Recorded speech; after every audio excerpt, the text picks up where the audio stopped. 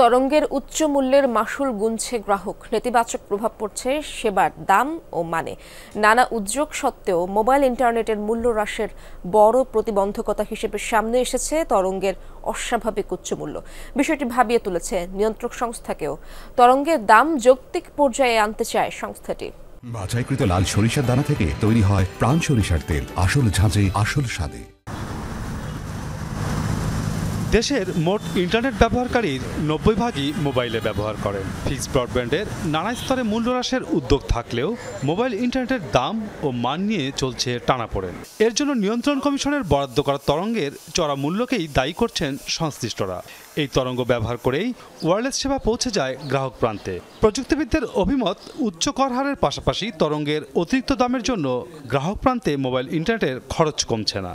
Spectrum definitely mobile operator একটা important component, খুব গুরুত্বপূর্ণ কম্পোনেন্ট, যেটা ছাড়া আসলে তো আর তারা ওয়্যারলেস ব্রডব্যান্ড দিতে পারবে না, মোবাইল ব্রডব্যান্ড দিতে পারবে না।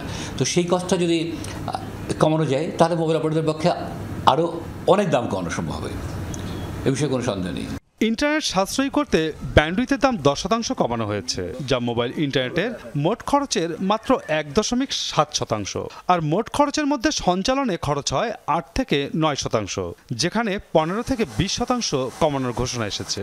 মোবাইল অপারেটররা বলছে, উচ্চ কর, রেভিনিউ শেয়ারিং ও অন্যান্য চার্জের পাশাপাশি সেবা পরিচালনায় অনেক বেশি অর্থ গুনতে হচ্ছে তরঙ্গ বরাদ্দে, যা মোট খরচের 10% বেশি। বিশ্বের অনেক দেশ গ্রাহক স্বার্থে বিনামূল্যে তরঙ্গ ব্যবহারের সুযোগ দিলেও বিটিআরসি এখনো চড়া দামে তরঙ্গ বিক্রি করে আসছে।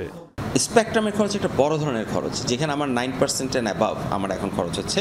এবং আমরা যেটা দেখছি, স্পেকট্রামের দাম কমানোর কিন্তু সরকার কথা বলছে না। আমরা যতবারই বলি যে আপনারা স্পেকট্রামের দাম কমান, তখন কিন্তু আমরা তেমন কোনো রেসপন্স পাই না, বা রেসপন্সটা পেলেও খুবই আমি বলবো যে এই জায়গাটাতে অনেক ডিথারিং হয়। সবশেষ দুটি ব্যান্ডের নিলামে 4 মোবাইল অপারেটরের কাছে 10.5 কোটি টাকার তরঙ্গ বিক্রি করে টেলিযোগাযোগ নিয়ন্ত্রণ কমিশন। সেবার মান বাড়াতে 700 মেগাহার্টজ ব্যান্ডে 25 মেগাহার্টজ তরঙ্গ নিলামে তুলতে চাচ্ছে নিয়ন্ত্রণ কমিশন। জুনে অনুষ্ঠিত হতে যাওয়া নিলামে প্রতি মেগাহার্টজ তরঙ্গের দাম 263 কোটি টাকা চায় নিয়ন্ত্রক সংস্থা।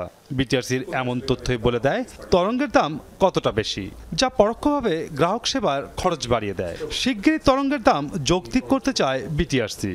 মোবাইল টেলিকমের ক্ষেত্রেও কমানো হবে, কিন্তু দুইটার মধ্যে একটা ফান্ডামেন্টাল ডিফারেন্স হচ্ছে, দুইটাই ইন্টারনেট, কিন্তু দুইটা আসছে দুই পথে, একটা ফিক্সড, আরেকটার সাথে অ্যাডিশনাল যে সার্ভিস আছে এটা হচ্ছে মোবিলিটি। যার ফলে মোবিলিটির কস্ট, কারণ জানেন আপনার একটা স্পেকট্রাম ইউজ করা হয়, স্পেকট্রামের প্রাইস তো আমাদের অনেক হাই। আমি যদি ডাইরেক্ট রেভিনিউটা এখানে কমাই, স্পেকট্রাম থেকে কমাই, তাহলে ওর ইনডাইরেক্ট রেভিনিউতে সেটা কম্পেনসেট হবে। এই স্টাডিটা ক্রেডিবল স্টাডি আমরা পাই না। আমরা এখন চিন্তা করছি যে এই মুহূর্তে আমরা এটার একটা স্টাডি হাতে নিব। বর্তমানে 4টি ব্যান্ডে গ্রামীণফোন 107.4 মেগাহার্টজ তরঙ্গ ব্যবহার করছে, রবি 104, বাংলালিংক 80 এবং টেলিটক ব্যবহার করছে 55.2 মেগাহার্টজ তরঙ্গ। মাসুদুজ্জামান রবিন, যমুনা নিউজ, ঢাকা।